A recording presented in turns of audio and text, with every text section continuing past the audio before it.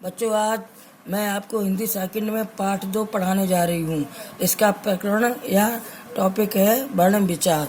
वर्ण विचार भाषा की वह सबसे छोटी ध्वनि जिसके और टुकड़े नहीं किए जा सकते हैं वर्ण कहलाती है।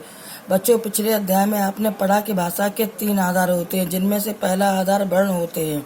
वर्ण मुख से बोली जाने वाली ध्वनियों का वह रूप है जिस पर संपूर्ण भाषा आधारित होती तथा इनके योग से ही शब्द और वाक्य बनते हैं।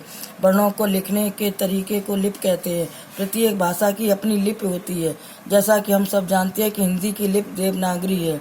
छोटे बच्चों की भाषा सीखने की प्रक्रिया से स्पष्ट रूप से समझा जा सकता है कि वह पहले शब्दों को न समझकर ध्वनि की सबसे छोटी इकाई वर्णों को सुनता है और समान ध्वनि निकालने का प्रयास करता है।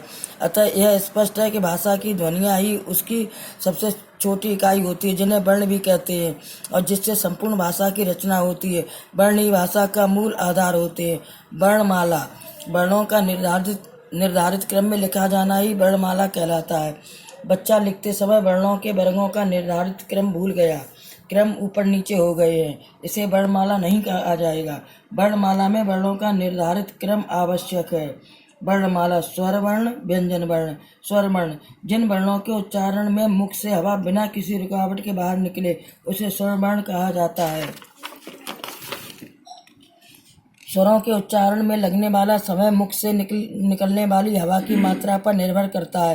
हिंदी में 11 स्वर वर्ण हैं। स्वर वर्ण आ, इ, उ, ऊ, ऋ, ए, ऐ, ओ, औ। इन सभी स्वरों के उच्चारण में जो समय लगता है उस आधार पर स्वरों के 3 भेद किए गए हैं। स्वर वर्ण ह्रस्व स्वर, दीर्घ स्वर, प्लुत स्वर। ह्रस्व स्वर जिन स्वरों का उच्चारण समय सबसे कम होता है, लघु मात्रा का समय, वे ह्रस्व स्वर कहे जाते हैं। हिंदी वर्णमाला में इनकी संख्या 4 है। अ, इ, उ, ऋ।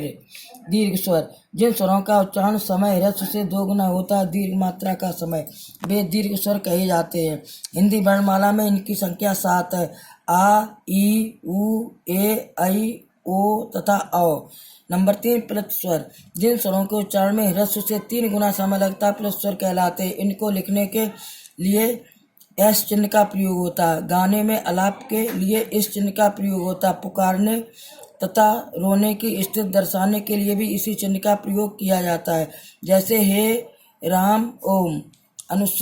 अनुस्वार एक नासिक व्यंजन है। इसका उच्चारण नाक से किया जाता है, इसलिए इसे नासिक कहा जाता है। इसका प्रयोग 5वें व्यंजन वर्ण अणा, अंगा, अणा, ना, मा के स्थान पर होता है। अतः यह व्यंजन वर्ण का गुण रखता है। इसे वर्ण के ऊपर बिंदु के रूप में लगाया जाता है, जैसे अंक, कंधा, चंदन, पंखा आदि। अनुनासिक स्वर का गुण है। इसका प्रयोग स्वरों के साथ ही होता है। इसका उच्चारण करते समय ध्वनि मुख के साथ साथ नासिका से भी निकलती है।